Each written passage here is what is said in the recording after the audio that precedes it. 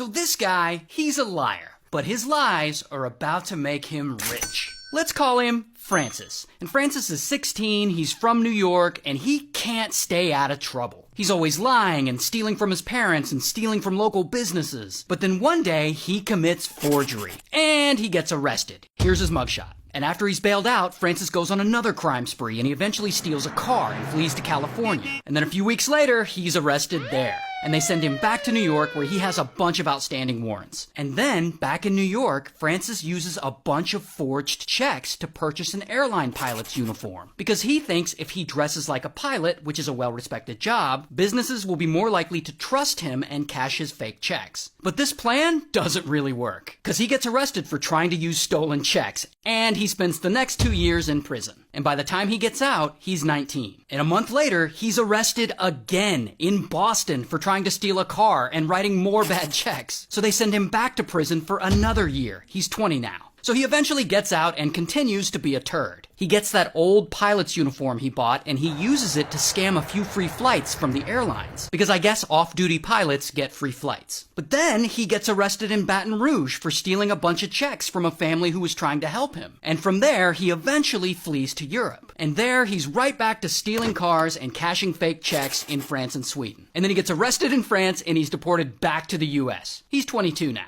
And now that he's back in the US, surprise, surprise, he goes right back to dressing up as a pilot and cashing more forged checks. 4 months later, he's caught and arrested again. And while he's in jail, he escapes. But within a few days, they catch him again trying to cash yet another forged check. And this time, he's sentenced to 12 years in prison. But a few years later, he gets out on parole. Then he's arrested again, this time for stealing art supplies and cameras from a children's summer camp. Here's his mugshot. And so at this point, Francis is around 26. And around this time, he moves into his parole officer's garage so his parole officer can keep an eye on him. And it's here that it finally seems like he's starting to learn his lesson.